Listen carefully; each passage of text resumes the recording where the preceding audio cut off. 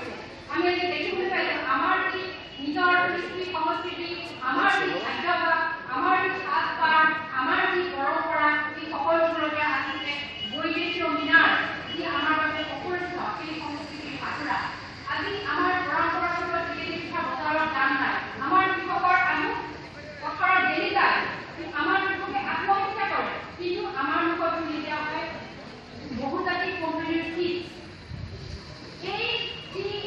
সংস্কৃতিৰ বস্তুবিলাকক বিক্ৰী ৰখাই আমাক দেখাই গৈছে, এই সংস্কৃতি যদি বস্তুবোৰ যদি আমি উপযুক্ত সময়তে নাশ কৰিব নোৱাৰোঁ, তেতিয়াহ'লে বিভিন্ন ঠাই কিন্তু আমাক সাৱধান বাণী শুনাইছে। আমাৰ এই কৃষ্টিৰ যদি দুৰুপযোগী ৰূপান্তৰ নহয়, তেতিয়াহ'লে এই কৃষ্টিৰ মৃত্যু হ'ব। গতিকে এই প্ৰত্যাহ্বান ল'বলৈ আমি সাজু থাকিব লাগিব। গতিকে তেখেতে যেতিয়া সেয়েহে কৈছে অগ্নিযুগৰ বিৰিঙতিময় নতুন অসম গঢ়ি সৰ্বসাৰৰ সৰ্বস্ব পুনৰ ফিৰাই আনি। গতিকে এইদৰে তেওঁ সৰ্বসাৰৰ সৰ্বস্ব পুনৰ ফিৰাই আনি বুলি কোৱাৰ লগতে কিন্তু তেখেতে ঐতিহ্যৰ প্ৰতি শ্ৰদ্ধাশীল হোৱাৰ সমান্তৰালভাৱেই ঐতিহ্যৰ ভেটিটো নতুন চিন্তাৰ সন্মুখীনে বিজ্ঞানসন্মত ৰূপ দিয়াৰ প্ৰাসংগিকতাও তেওঁ আপোচভাৱে প্ৰকাশ কৰি থৈ গৈছে, আপোচহীনভাৱে তেওঁ প্ৰকাশ কৰি থৈ গৈছে। আৰু তেখেতে যেতিয়া এই সৰ্বসাৰৰ মুক্তি, আমি জানো সৰ্বসাৰৰ মুক্তিৰ সপোন দেখিছিল, কিন্তু সৰ্বসাৰৰ মুক্তিৰ সপোন দেখাৰ সময়ত তেওঁ একে সময়তে আমি দেখা পাওঁ বিষ্ণুৰাম প্ৰসাদ ৰাভাৰ আঞ্চলিকতাবাদী শক্তি, এক শুদ্ধ আঞ্চলিকতাবাদী শক্তি তেওঁ বিশ্বাস কৰিছিল, য'ত সকলো জাতি ধৰ্ম বৰ্ণ ভাষা সংস্কৃতি সুৰক্ষিত হৈ ৰ'ব, অৰ্থনীতি সুৰক্ষিত হৈ ৰ'ব। সেই আঞ্চলিকতাবাদী শক্তিক তেওঁ বিশ্বাস কৰিছিল, তাৰ ওপৰত তেওঁ গভীৰ আত্মবিশ্বাস আছিল আৰু তেওঁ কৈছিল, আমাক আহ্বান জনাইছিল, ডাউকি যুগীয়া বৰগীত অসমীয়া বৰগীত সুৰীয়া ভূমা অসমীয়া প্ৰাণ মন ভৰি। তেওঁ আমাক বৰগীত, আমাৰ বনগীত, যি ডাউকি যুগীয়া আমাৰ সৃষ্টি, আমাক প্ৰাণ ভৰি গাবলৈ কৈছে, আমাক অধ্যয়ন কৰিবলৈ তেওঁ পৰাই দি থৈ গৈছে। আমাৰ এই থলুৱা সম্পদ, আমাৰ যি জাতীয়তাবাদী সত্তা, তেওঁ জানিছিল যে এই যি সাম্যবাদী সমাজৰ সপোন তেওঁ দেখিছে, সেই সাম্যবাদী সমাজখনত যদি আমাৰ এই আঞ্চলিকতাবাদী সত্তাবিলাক যদি আমি প্ৰতিষ্ঠা কৰিব নোৱাৰোঁ, আমাৰ নিজৰ যি সাংস্কৃতিক উপজীৱ আছে সেইবিলাক যদি আমি প্ৰতিষ্ঠা কৰিব নোৱাৰোঁ, তেতিয়াহ'লে সেইখন সমাজ মিছা, সেইখন সমাজৰ অস্তিত্ব নাথাকিব। আৰু সেয়েহে তেওঁ যেতিয়া তেওঁ সাম্যবাদী বা হালোৱা সজোৱা দুখীয়াসকলৰ আৰ্তজনৰ মুক্তিৰ সপোন দেখাৰ সময়ত তেখেতে কিন্তু একে সময়তে এই শৈলীৰ শিল্পীজনে সোমাই গৈছে জনসাধাৰণৰ বুকুৰ ভিতৰলৈ। তেওঁ ক্ষেত্ৰ অধ্যয়ন কৰিছে। তেওঁ যেতিয়া আমি জানো তেওঁ বিপ্লৱৰ স্বাৰ্থত হাতত বন্দুক তুলি লৈছিল, তেওঁক নিষিদ্ধ ঘোষণা কৰা হৈছিল, তেওঁ মূৰৰ বাবে চৰকাৰে পুৰস্কাৰ ঘোষণা কৰিছিল। গতিকে তেওঁ আত্মগোপন কৰিবলৈ বাধ্য হৈছিল। এই আত্মগোপন তেওঁ ভাবিকৈ কৰা নাই, তেওঁ মানুহৰ মাজলৈকে গৈছিল আৰু সেই মানুহৰ মাজত থাকি মানুহৰ মুখৰ পৰাই তেওঁ কিন্তু গীত মাত ৰচনা কৰিছিল। কেৱল গীত মাত ৰচনা কৰিত কবিতা ৰচনা কৰিত শান্ত থকা নাই, সেই জাতি জনগোষ্ঠীসমূহৰ তেওঁ বিজ্ঞানসন্মতভাৱে অধ্যয়ন কৰিছিল আৰু তেওঁ বুজিবলৈ চেষ্টা কৰিছে যে যি সাম্যবাদী সপোনৰ আমি সাম্যবাদী সমাজৰ আমি সপোন দেখিছোঁ, সেই সাম্যবাদী সমাজখনত এই জাতি জনগোষ্ঠীসমূহৰ অৰ্থনৈতিক বিকাশৰ ধাৰা কি হ'ব, তেওঁলোকৰ সংস্কৃতিয়ে ক'ত স্থান পাব, এই সকলোবোৰ কথা তেওঁ পুংখানুপুংখভাৱে তেওঁ অধ্যয়ন কৰিছে। আজি কিন্তু আমাৰ মাজত এই ষড়যন্ত্ৰ আছে যে বিষ্ণুৰাভাক সেই তেওঁ যি অধ্যয়নপুষ্ট মনটো ঢাকি ধৰিবলৈ চেষ্টা কৰা হয়। তেওঁ এই জনজাতীয় যি অধ্যয়নৰ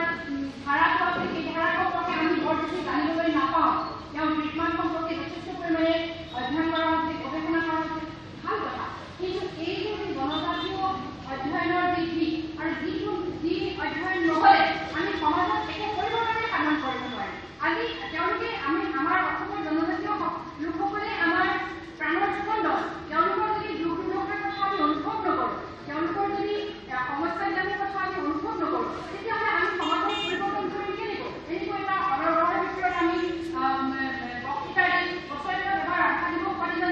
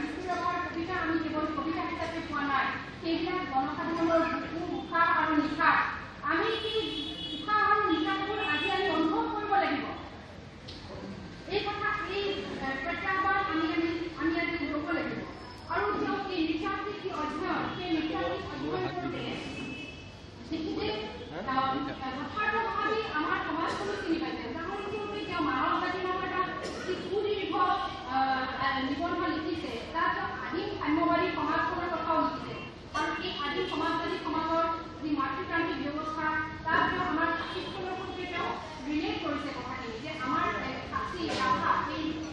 জনজাতীয় লোকসকলৰ যি মাতৃতান্ত্ৰিক উপাদান আছে সমাজ ব্যৱস্থা সেই উপাদানবিলাকৰ কথা যথাৰ্থভাৱে অনুধাৱন কৰিছে তেওঁ কাৰ্যকৰৰ কথা যেতিয়া কৈছে তেতিয়া তেওঁ অকল কাৰ্যকৰৰ বিষয়ে এটা কথা লিখি থৈ যোৱা নাই কাৰ্য সংস্কৃতিক শিলৰ যি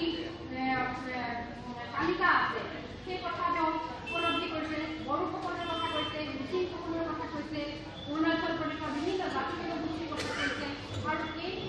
গোটেই কথাবিলাক এখন নৃত্যকৰ্মী হিচাপে পৰীক্ষা কৰি ঠিকেই কিন্তু ঠিক আমি পাহৰি থাকোঁ আমি অসমৰ নৃত্যত যি বুলি ক'লে আমি বুজি পাওঁ আচল আমি বুজি পাওঁ বেৰিয়াৰ এলুইন তেওঁলোকৰ আমি ৰেফাৰেঞ্চ লওঁ আমি কওঁ যে বেৰিয়াৰ এলুইনে উত্তৰ ভাৰতত কি কৈছে যে জীৱন্ত যাদুঘৰ বুলি কৈছে বিভিন্ন জনগোষ্ঠী ঐক্যৰ সমাহাৰে কিন্তু আমি বিষ্ণুৰাভাৰ নাম ল'বলৈ পাহৰি যাওঁ আমি মনত পেলাব লাগিব আমি পুনৰ আৱিষ্কাৰ কৰিব লাগিব যোনে আমাৰ কথা প্ৰাণৰ সৌন্দৰ্যৰে কৰি গৈছে সেইকাৰণে বিষ্ণুৰাভা আজি আমাৰ মাজত প্ৰাসংগিক কাৰণ যে এই বিভিন্ন জাতি জনগোষ্ঠীক বিভাজিত কৰি ৰখাৰ মাজেৰে কিন্তু আজি শাসকগোষ্ঠীয়ে তেওঁলোকৰ শাসন চলাই গৈছে আমাৰ মাজত ঐক্যবোধ তেওঁলোকে দিয়া নাই আমি যে ঐক্যবদ্ধ আজি বড়োসকলক ৰাভাৰ পৰা ফালি লৈ গ'ল আজি অসমীয়াবিলাকৰ অসমীয়া আৰু ট্ৰাইবেলৰ মাজত ঘৃণাৰ ভাৱ সোমোৱাই দিলে এইদৰে আজি মিচিং আৰু বড়োসকল একগোট হ'ব নোৱাৰা পৰিৱেশ সৃষ্টি কৰি পেলালে ভাগ কৰি পেলাই আজি তেওঁলোকে ক্ষমতাৰ ৰাজনীতি ভাগৰ ৰাজনীতি এই ৰাজনীতি আমি সকলো থানবান হৈ গৈছোঁ আমি এখন ৰাজ্যত থাকিও আমি এখন ৰাজ্যৰ মানুহ হৈ থকা নাই এই গোটেইবিলাক এই সামগ্ৰিক পৰিস্থিতিত আমি যদি আমি উপলব্ধি কৰিবলৈ হ'লে গুৰিৰ পৰা আমি চাব লাগিব আৰু সেইকাৰণে আমি বিষ্ণুৰাভাক নতুনকৈ আৱিষ্কাৰ কৰিব লাগিব তেওঁ কৈ যোৱা কথাৰ মাজেৰে তেওঁ কৈ যোৱা গীতসমূহত তেওঁৰ যি প্ৰবন্ধ তেওঁ যি ৰচনাৱলী সেই সকলোবোৰ আমি নতুনকৈ অধ্যয়ন কৰিব লাগিব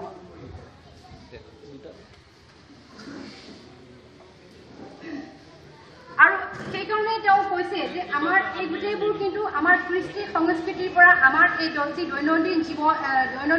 জীৱন যাত্ৰাৰ যি সংগ্ৰাম সেই সংগ্ৰাম পৃথক নহয় বুলি কৈছে আৰু সেইকাৰণে তেওঁ কৃষ্টিৰ কথা কৈছে যে বাস্তৱৰ প্ৰয়োজনত যাৰ জীৱন মানুহৰ জীৱন সংগ্ৰামৰ যি শক্তি আৰু জীৱন যাত্ৰাৰ বাস্তৱ উদ্দেশ্য সিদ্ধিত যি মুকুতি তাকেই তেওঁ উদ্ধত তুলি ধৰিছে শ্ৰদ্ধাৰ ৰাইট আজি আমি দেখিছোঁ যে আমাৰ এটা যি বিশ্বায়ন বুলি কওঁ যি গোলকীয় সংস্কৃতি সেই সংস্কৃতি হয় সি বা বজাৰ সংস্কৃতি সি আমাৰ বাবে এক প্ৰত্যাহ্বান আজি আমি একো সকলো তেওঁলোকে শ্ৰুতলিপি দিয়ে যে আমি টিভিটোত কি চাম আমি আমাৰ মতে এটা অনুষ্ঠান চাব নোৱাৰোঁ বজাৰ সংস্কৃতিয়ে যি ডিক্টেশ্যন দিব তেওঁলোকে যদি ক'ব যে কিৰোয়েনৰ জ্যোতিষীৰ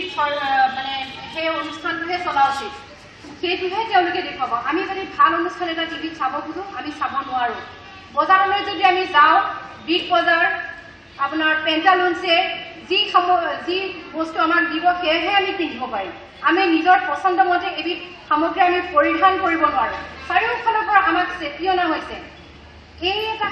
এই যি বজাৰৰ সংস্কৃতি য'ত আমাৰ এই যি থলুৱা উপাদানবোৰ আমাৰ খেতিয়কৰ পথাৰত ধান নাই তেওঁলোকে কৈছে যে হাইব্ৰিড বীজ লোৱা হাইব্ৰিড বীজত কি হ'ব বহুত উৎপাদন পাবা কিন্তু তেওঁলোকে এইটো কথা কোৱা নাই যে এই হাইব্ৰিড বীজ কিনিবলৈ যাওঁতে প্ৰতি কিলোগ্ৰাম বীজ খেতিয়কে 600 টকা দামত কিনিব লগা হৈছে তেওঁলোকে এইটো কথা কোৱা নাই যে খেতিয়কে যি অৰ্গেনিক ধান আমাৰ থলুৱা প্ৰজাতিৰ ধান এই ধানৰ খেতি কৰোঁতে যদি সাৰ প্ৰয়োগ কৰিব নালাগিছিল 3 গুণ সাৰ প্ৰয়োগ কৰিব লগা হৈছে আৰু এই হাইব্ৰিড ধান খেতি কৰাৰ পিছতো বহুতো খেতিয়কে পতান পাইছে এইবাৰ আপোনালোকে নিশ্চয় এইটো কথা দেখিবলৈ পাইছে ধান হোৱা নাই পতান হৈছে গতিকে কিন্তু খেতিয়কৰ নিস্তাৰ নাই তেওঁলোকে থলুৱা প্ৰজাতিৰ ধান ল'ব পৰা নাই বজাৰ সংস্কৃতি এনেকুৱা এগ্ৰিকালচাৰ ডিপাৰ্টমেণ্টে কৈছে হাইব্ৰিড কৰা আমাৰ নিস্তাৰ নাই কোনো ফালৰ পৰা আৰু এই যি সংস্কৃতি তাৰ বিপদৰ সন্মুখীন মোকাবিলা আমি কেনেকৈ কৰিম সি এটা কিন্তু আমাৰ কাৰণে গভীৰ প্ৰত্যাহ্বানৰ কথা কিন্তু ইয়াতকৈও এটা ডাঙৰ যি বিপদ আমাৰ মাজলৈ আহিছে সি হৈছে হিন্দুত্ববাদৰ সংস্কৃতি উত্তৰ ভাৰতৰ নাভিক কেন্দ্ৰৰ পৰা অহা আমাৰ বাবে একেবাৰে অপৰিচিত এই সংস্কৃতি আমাৰ চেতনাৰ পৰা শংকৰদেৱক উৎখাত কৰিব খোজা হৈছে তেওঁলোকে জানে অসমীয়াৰ মাজৰ পৰা শংকৰদেৱক উৎখাত কৰিলে বিষ্ণুৰাভাক উৎখাত কৰিবলৈ বেছি দিন নালাগিব তেওঁলোকে জানে অসমীয়াৰ চেতনাৰ পৰা বিষ্ণুৰাভাক শংকৰদেৱক উৎখাত কৰি দিব পাৰিলে জ্যোতিপ্ৰসাদক জ্যোতি চেতনাক উৎখাত কৰি দিবলৈ বেছি দেৰি নালাগিব আৰু তেওঁলোকে বাছি লৈছে ক'ত মাজুলী যাক আমি জানো বৈষ্ণৱ সংস্কৃতিৰ নাভি কেন্দ্ৰ বুলি সেই মাজুলীত তেওঁলোকে শংকৰদেৱক উৎখাত কৰি হিন্দুত্ববাদী ৰামৰ চেতনা সত্ৰৰ ভিতৰত সোমোৱাই দিছে অথচ আমি জানো এই যি হিন্দুত্ববাদী ৰাম সেয়া আমাৰ বাল্মীকিৰ চেতনাৰ ৰাম নহয় সেয়া আমাৰ শংকৰদেৱৰ চেতনাৰ ৰাম বিজয় নাটকৰ ৰাম নহয় এয়া পুৰুষতান্ত্ৰিক ৰাম যি ৰামে নিজৰ পত্নীক সুৰক্ষা দিব পৰা নাছিল যি ৰামে নিজৰ প্ৰজাক সুৰক্ষা দিব পৰা নাছিল সেই ৰাম আনিছে তেওঁলোকে আৰু আপোনালোকে চাব আমাক শংকৰদেৱে কৈ গৈছিল যে এক দেও এক সেও এক বিনে নাহিকেও আজি আমি এখন সাম্যবাদী সমাজৰ সপোন দেখো জাতি ধৰ্ম বৰ্ণৰ ঊৰ্ধত সকলোৱে সমান অধিকাৰ পোৱা এখন সমাজৰ সপোন দেখো শংকৰদেৱৰ দিনত সমাজতান্ত্ৰিক সমাজৰ আদৰ্শ নাছিল কিন্তু শংকৰদেৱে আমাক কৈছে এক দেও এক সেও এক বিনে নাহিকেও এখেতে আমাক কৈছে কুকুৰ শ্ৰীগাল গদৰ ভৰু আত্মাৰাম জানিয়া সবাকো কৰি কৰিবা প্ৰণাম অৰ্থাৎ আমাৰ ভিতৰত যি আত্মা আছে যিজন ভগৱান আছে সেই ভগৱান কুকুৰ শিয়াল গৰু কাঠৰ ভিতৰতো আছে গতিকে আমি সকলো সমান এই সমানতাৰ বাণী তেখেতে আমাক দি থৈ গৈছে সহজ সৰল ধৰ্মীয় উপাসনা তেখেতে কৈছিল আৰু তেখেতে যি ধৰ্ম আদৰ্শ প্ৰচাৰ কৰিছিল বিষ্ণুৰাভাৰ দৰে সকলো জাতি জনগোষ্ঠীৰ মাজলৈ তেওঁ গৈছে পাহাৰ ভৈয়ামৰ মাজলৈ তেওঁ গৈছে নগাসকলৰ পৰা নৰোত্তম আছিল তেওঁৰ প্ৰধান শিষ্য গাৰোসকলৰ গোবিন্দ আছিল তেওঁৰ প্ৰধান শিষ্য মুছলমানসকলৰ চান্দখাই আছিল তেওঁৰ প্ৰধান শিষ্য ইমান এক মহানতাৰ বাণী শংকৰদেৱে আমাক দি গৈছে তেওঁ কি ভাষাত অসম সাহিত্য সৃষ্টি কৰিছিল বিশুদ্ধ আধুনিক অসমীয়া ভাষা আপোনালোকে কীৰ্তন ঘোষাৰ প্ৰথমৰ যি ঘোষা এই ঘোষাটো আপোনালোকে চাওক তাত তেখেতে কৈছে যে প্ৰথমে প্ৰণামো ব্ৰহ্মৰূপী সনাতন এই কিমান এটা আধুনিক ভাষা আমি আজিও এটা প্ৰবন্ধ লিখিব পাৰোঁ প্ৰথমে প্ৰণামো ব্ৰহ্মৰূপী সনাতন বুলি এটা গল্প লিখিব পাৰোঁ এটা কবিতা লিখিব পাৰোঁ ইমান এটা মডাৰ্ণ অসমীয়া ভাষা দি থৈ গ'ল যিটো ভাষা 600-700 বছৰেও পুৰণা হৈ যোৱা নাই আমি আজিও সেই ভাষাত আমি নিজক চিনি পাওঁ সেই সংস্কৃতি তেওঁ যি সত্ৰীয়া সংস্কৃতি আমাক দিলে যি সত্ৰীয়া নৃত্য দিলে সেই নৃত্যত বড়োসকলৰ উপাদান সোমোৱাই ল'লে সেই নৃত্যত মিচিংসকলৰ উপাদান সোমোৱাই ল'লে সকলো জাতি জনগোষ্ঠীক তেওঁ স্থান দিলে সকলো জাতি জনগোষ্ঠীক তেওঁ স্থান দি এক মহান অসমীয়া সংস্কৃতি তেওঁ গঢ় দি থৈ গৈছে আমি আজি শংকৰদেৱৰ পৰা আঁতৰি আহিব নোৱাৰোঁ হাজাৰ সাম্যবাদী সমাজৰ কথা ক'লেও আমি শংকৰদেৱৰ চেতনাৰ পৰা আমি আঁতৰি আহিব নোৱাৰোঁ সেইকাৰণে জ্যোতিপ্ৰসাদে যেতিয়া আধুনিক অসমীয়া সমাজৰ সপোন দেখিলে ৰূপান্তৰৰ সপোন দেখিলে তেওঁ শংকৰদেৱৰ শৰণ ল'লে যেতিয়া বিষ্ণুপ্ৰসাদ ৰাভাই সমাজৰ পৰিৱৰ্তন কৰিব খুজিলে তেওঁ শংকৰদেৱক আৱিষ্কাৰ কৰিলে যেতিয়া ভূপেন হাজৰিকাই সমাজৰ পৰিৱৰ্তনৰ সপোন দেখিল তেওঁ কিন্তু ক'লে যে গোটেই পৃথিৱীত ঘূৰি মই যি গুৰু চিনি নাপালোঁ সেই গুৰু শংকৰ গুৰু মই নিজৰ ঘৰতেই দেখা পালোঁ সকলোৱে শংকৰদেৱৰ কাষলৈ ঘূৰি গৈছে আমিও ঘূৰি যাব লাগিব কিন্তু আজি এই যি হিন্দুত্ববাদী চেতনা তেওঁলোকে জানে যে এই শংকৰদেৱৰ যদি চেতনাক আমি উৎখাত কৰিব পাৰোঁ তেতিয়াহ'লে অসমীয়া সমাজ স্থান কৰি আমি হিন্দুত্ববাদৰ বীজ আমি ইয়াত ৰোপণ কৰি যাব পাৰিম এই চেষ্টা কিন্তু আমি প্ৰতিহত কৰিব লাগিব ই এটা ডাঙৰ আমাৰ কাৰণে প্ৰত্যাহ্বান আমি এই প্ৰত্যাহ্বান আমি কিয় ল'ব লাগিব এই প্ৰত্যাহ্বান আমি এই কাৰণেই ল'ব লাগিব যে আজি মাজুলী আমি ইমান দিনে জানি আছিলোঁ সত্ৰীয়া সংস্কৃতিৰ নগৰী তেওঁলোকে সত্ৰীয়া সংস্কৃতি উঠাই দিছে তেওঁলোকে কৈছে আধ্যাত্মিক নগৰী এই আধ্যাত্মিকতাৰ অৰ্থ কি এই আধ্যাত্মিকতাৰ তলখুটিৰ অৰ্থ হৈছে হিন্দুত্ববাদ তেওঁলোকে মাজুলীৰ প্ৰতিজোপা গছৰ বুকুত গজাল পুতি তেওঁলোকে লিখি থৈছে ৰাম ৰাম ৰাম ৰাম নামৰ শৰণ লওক তেওঁলোকে মাজুলীক টাৰ্গেট কৰিছে জানে যে হৃদস্পন্দন তেওঁলোকে এজন হীৰেণ গোহাঁইক লক্ষ্য কৰি লয় কাৰণ জানে হীৰেণ গোহাঁই অসমীয়া জাতিৰ বিবেক এই যে যিবিলাক হৃদস্পন্দন যি বিবেক এইবিলাকক তেওঁলোকে লক্ষ্য কৰি তেওঁলোকে পৰিকল্পিতভাৱে আক্ৰমণ কৰিছে তেওঁলোকে ছ'চিয়েল নেটৱৰ্কিং চাইট ব্যৱহাৰ কৰিছে, মানুহৰ মনবোৰ বিষাক্ত কৰি পেলাইছে। আজি আমি মানুহৰ মানুহ বুলি নিজক পৰিচয় দিব নোৱাৰো। আমি আজি ক'ব লাগিব যে মই হিন্দু, মই মুছলমান, প্ৰথমতে ক'ব লাগিব। আৰু কেৱল হিন্দু মুছলমান নহয়, এই হিন্দুত্ববাদে বৰ্ণবাদৰ পোষকতা কৰিব। আমি জানো এসময়ত সত্ৰীয়া সংস্কৃতি সংকীৰ্ণতাৰ বন্দী লৈ গৈছিল জনজাতীয়সকলক, অন্ত্যজাসকলক তেওঁলোকে এতিয়াও নোচোৱে, বহুতেই তেওঁলোকে স্পৰ্শ নকৰে, ওপৰৰ পৰা নিৰ্মালি দিয়ে। কিন্তু পৰিৱৰ্তিত সময়ত আমি সেইবোৰ বহুত পৰিমাণে সংস্কাৰ সাধন হৈছে আৰু কিন্তু আমি এতিয়াও সেই পুৰণি দিনবোৰলৈ যেন ঘূৰি গৈছোঁ, সংকীৰ্ণতাৰ সেই দিশলৈকে আমি ঘূৰি গৈছোঁ। আৰু এই যে হিন্দুত্ববাদীৰ প্ৰচাৰ, এই হিন্দুত্ববাদীৰ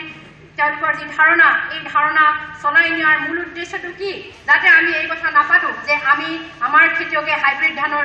বীজ কিনি ধানৰ পৰিৱৰ্তে পতান পালে আমি কিয় লোকেল ধানৰ খেতি কৰিব নোৱাৰো, থলুৱা প্ৰজাতিৰ বীজ আমি কিয় ল'ব নোৱাৰো। খেতিয়কে যাতে এই প্ৰশ্নটো কৰাৰ সুযোগ নাপায়, তেওঁ যাতে ভাবি লয় তেওঁ এজন হিন্দু নে মুছলমান। গতিকে আমাৰ যি মূলগত সমস্যা, দৈনন্দিন যি আমাৰ খোৱা পিন্ধাৰ সমস্যা, ভাত কাপোৰৰ সমস্যা, আমাৰ ৰাজ্যখন 30 বছৰ ধৰি আমি সংঘৰ্ষৰ মাজেৰে পাৰ কৰিছোঁ। সংঘৰ্ষৰ পিছত আমি কি পালো? আমাৰ গাঁওবিলাক খালী হৈ গ'ল, আমাৰ ল'ৰাবোৰ বাহিৰলৈ গুচি গ'ল। তেওঁলোকে কি ভাল কাম কৰিবলৈ গৈছে নেকি? কেৰেলা চৰকাৰে অধ্যয়ন কৰিছে, সৰু সৰু ৰুমত 11-12জন ল'ৰা ছোৱালী থাকে, পথ পাৰি তেওঁলোকে শুৱে, এটা সৰু পাকঘৰ থাকে, 20-30জন মানুহৰ কাৰণে এটা পায়খানা, 14-16 ঘণ্টা তেওঁলোকে কাম কৰে।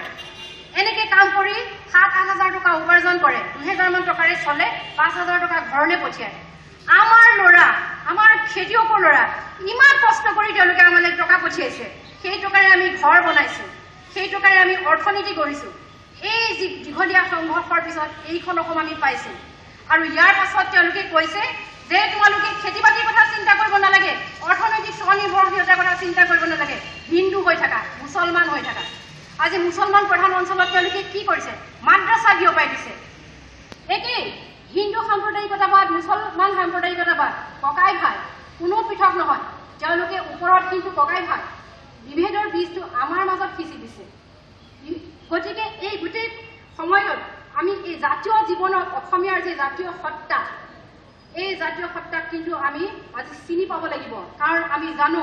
আমি অসমীয়া হিচাপেহে ভাৰতবৰ্ষত প্ৰতিষ্ঠা লাভ কৰিব পাৰিম। আমি অসমীয়া হিচাপে প্ৰতিষ্ঠা লাভ কৰিবলৈ হ'লে কেৱল আমি ৰাস্তাত শ্লোগান দিলে নহ'ব, আমি অৰ্থনৈতিক বিপ্লৱ গঢ়ি তুলিব লাগিব।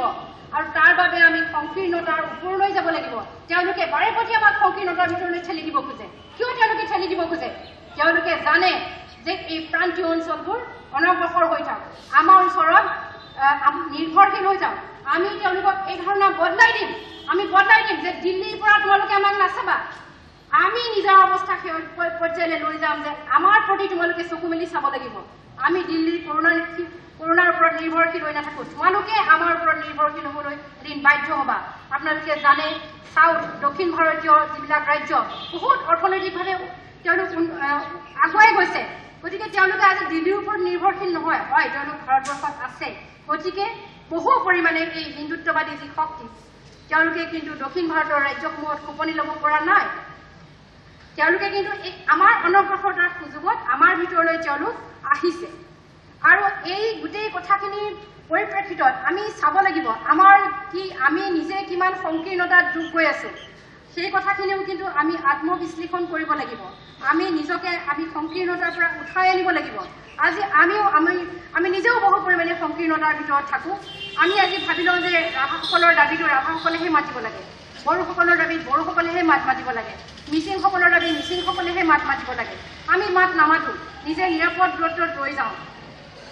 আমাৰ যি অসমীয়া বৰ্ণবাদী যি চৰিত্ৰ আছে, আমাৰ যি অসমীয়া মধ্যবিত্তীয় চৰিত্ৰ আছে, আমি কিন্তু আমাৰ চুবুৰীয়া জনজাতীয় লোকসকলৰ, আমাৰ সংখ্যালঘু লোকসকলৰ যিবিলাক তেওঁলোকৰ জীৱন জীৱিকাৰ সমস্যা, এই সমস্যাবিলাক আমি তুলি ধৰা নাই।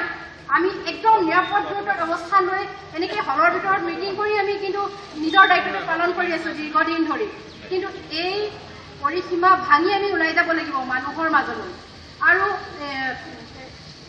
সেই ক্ষেত্ৰতে আমি নিজকো আমি সংশোধন কৰিব লাগিব বুলি আমি অনুভৱ কৰিছোঁ। আজি আপোনালোকে চাওক, আজি কি জনজাতীয় লোকসকল, বড়োসকলৰ মাটি বড়ো মানুহৰ হাতত নাই, সাধাৰণ বড়ো মানুহৰ হাতত নাই। নিজৰ জাতিৰ মানুহেই তেওঁলোকক ঠগিছে, বাহিৰা মানুহেতো ঠগিছে।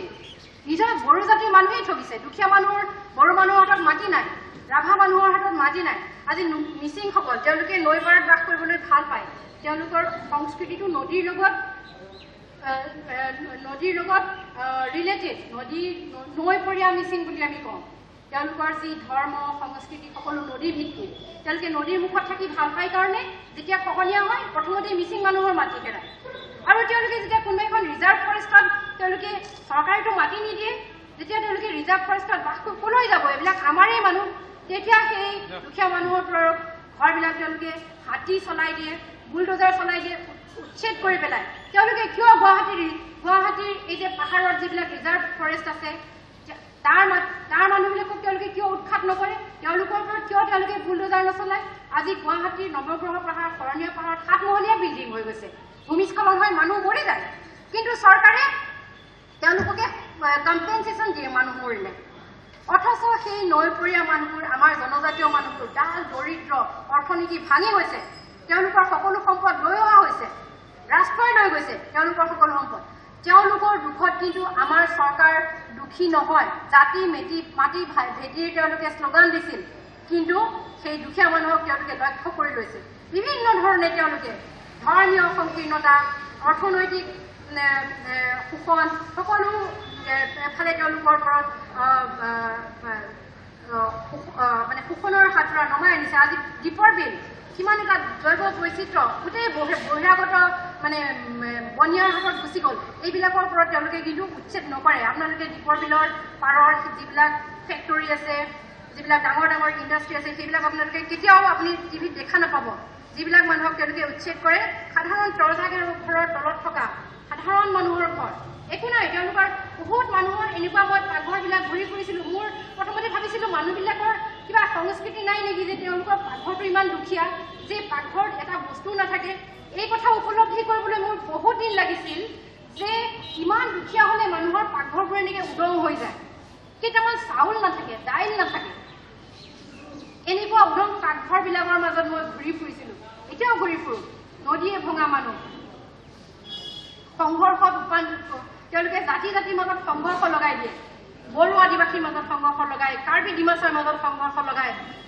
আৰু সেই মানুহবোৰ আকৌ গৃহহাৰা হয় ক'ৰবালৈ গুচি যায় আকৌ নতুন এখন ঘৰ পাতে জীৱন জীৱিকাৰ কোনো উপায় নাই খালি খালি কিছুমান পাকঘৰ গতিকে এই গোটেই কথাবিলাক আমি যদি এই ৰাজনীতিবোৰ ইয়াতে আমি বুজি পাব লাগিব যে শাসক গোষ্ঠীৰ ৰাজনীতিটো কিন্তু এইখিনিতেই চলে আৰু সেইকাৰণে আমি বিষ্ণুৰভাগ বুজি পাব লাগিব তেওঁ আদৰ্শক বুজি পাব লাগিব কিন্তু সকলোতকৈ ডাঙৰ কথাটো হৈছে যে তেওঁ যিখিনি কথা লিখি থৈ গৈছে সেই কথাখিনি আমি অধ্যয়ন কৰিব লাগিব আমি আজি অসমীয়া মানুহবিলাকৰ এটা ডাঙৰ কথা হৈছে যে আমি অধ্যয়নশীলতাৰ পৰা আঁতৰি আহিছোঁ চিৰিয়াছ অধ্যয়নশীলতা আমাৰ মাজত নাই সেইকাৰণে আমাৰ বাতৰি কাকতবোৰত ইমান টুলুঙা কথা প্ৰকাশ কৰা হয় আমাৰ টিভি বৈদ্যুতিন মাধ্যমত যিকোনো মানে অৱসৰ আমি পাওঁ কিবা এটা কথা আলোচনা কৰা সেই আলোচনাবোৰ টুলুঙা ইয়ে আমাৰ জাতিটোৰ অধ্যয়নহীনতাক মানে দেখুৱাই দিয়ে গতিকে আমি অধ্যয়নশীল হ'ব লাগিব আমি কাক অধ্যয়ন কৰিম প্ৰথমতেই আমি অধ্যয়ন কৰিব লাগিব শংকৰদেৱক প্ৰথমতেই আমি অধ্যয়ন কৰিব লাগিব বিষ্ণুপ্ৰসাদ ৰাভাক জ্যোতিপ্ৰসাদ ৰাভা আৰু এই কিয় তেওঁলোকে মানুহক ইমান ভাল পাব পাৰিছিল কিয় তেওঁ এখন হাতত বন্দুক তুলি লৈ আমি জানো যিখন হাতে বন্দুক তুলি লয় আমাৰ ধাৰণা যে সেইখন হাতে আৰু কেতিয়াও গল্প কবিতা লিখিব নোৱাৰে সাধাৰণ মানুহৰ মুক্তিৰ গান লিখিব নোৱাৰে কিন্তু বিষ্ণুপ্ৰসাদে পাৰিলে কিয় পাৰিলে সেই কথাটো আমি উপলব্ধি কৰিব লাগিব তেওঁ এই সৈনিক শিল্পীগৰাকীয়ে কৈছিলে যে মানুহে মোক শিল্পী বুলি কয় মই যদি শিল্পী হওঁ তেনেহ'লে বিধাতাৰ আশীৰ্বাদত মই শিল্পী হোৱা নাই ৰাইজৰ আশীৰ্বাদতহে শিল্পী হৈছিল বিষ্ণুপ্ৰসাদে ভাই কৈছিল যে বিধাতাৰ আশীৰ্বাদত মই শিল্পী হোৱা নাই ৰাইজেহে মোক শিল্পী কৰিছে অথচ আজি আমি অসমত আমি নিজেই ইমান ডাঙৰ শিল্পী আমি নিজেই ইমান ডাঙৰ সাংবাদিক নিজেই নিজক বাহবাহ দিওঁ ইমান ডাঙৰ লিখক কিন্তু আমাৰ মূৰত ৰাইজৰ আশীৰ্বাদ নাথাকে আমি নিজেই নিজক জহাওঁ আমি যেতিয়া সৰু আছিলোঁ তেতিয়া কোনোবাই আমাক ভাল বুলি ক'লে আমাৰ মা দেউতাই কৈছিলে তেওঁলোকে ভাল বুলি কওঁতে জহাওঁতে জহামাল হৈছোঁ আমাক ধমকি দিছিলে বেয়া কাম কৰাৰ সময়ত এতিয়া আমি ভাবোঁ যে আমিও একোটা জহামাললৈ পৰিৱৰ্তন হৈছোঁ কোনো অধ্যয়ন নাই, টুলুঙা কথাৰে অসমৰ লাখ লাখ হাজাৰ হাজাৰ বাতৰি কাকত ভৰি থাকে। ৰাইজৰ যি দুখ দুৰ্দশা আমি উপলব্ধি কৰিব নোৱাৰোঁ। পুথিগত বিদ্যা বহুত ডিগ্ৰী আমাৰ নামৰ পিছত লাগি থাকে পুথিগত বিদ্যাৰে, কিন্তু জনসাধাৰণৰ যি